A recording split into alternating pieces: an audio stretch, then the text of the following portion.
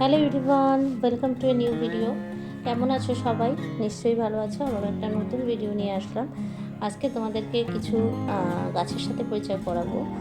আর আমার নিজের গাছ, এই জানলাটা আমি করেছিলাম যখন তখনকার ভিডিও, অনেক দিন আগেকার ভিডিও, কিন্তু সময়ের অভাবে হোক আর যে কারণেই হোক সেটা পোস্ট করা হয়নি। তো সে সময় অনেকটাই আরও হেলদি ছিলাম আমি, তো একটা ওয়েট গেইন করে নিয়েছিলাম। তো ফটোতে তোমরা বুঝতেই পারবে যে রিসেন্ট আমার এটা ভিডিও নয়। তো এখানে জানলাতে কিছুটা গাছ রাখলাম, যেহেতু জানলাটা একটু বক্স করে নিয়েছি।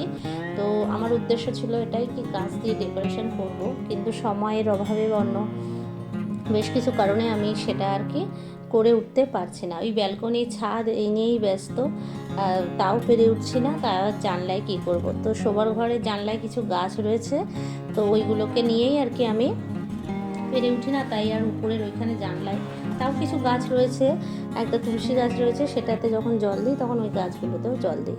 তা তোমাদেরকে কিছু গাছ দেখাচ্ছি, বেশ সুন্দর এখানটা ব্যালকনিতে হয়েছিল। আর এখন লুকসটা অনেকটা চেঞ্জ হয়েছে, কিছু গাছ এদিক ওদিক করা হয়েছে, অনেক দিন আগেকার ভিডিও। তো তোমরা নিশ্চয়ই বুঝতে পারছো এখনের লুকসটা কিন্তু একদমই অন্যরকম।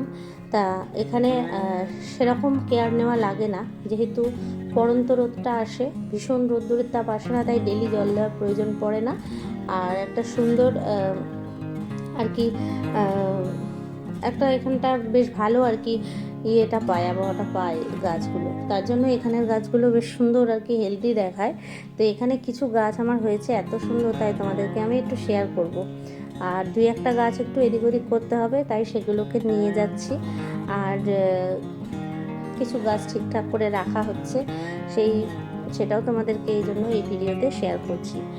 আমার এই চ্যানেলটাতে অনেক দিন কোনো ভিডিও দিতে পারি না, তো তোমরা অবশ্যই একটুখানি পাশে থেকো, কারণ দুটো চ্যানেলের ভিডিও রেডি করতে ভীষণই অসুবিধা হচ্ছে।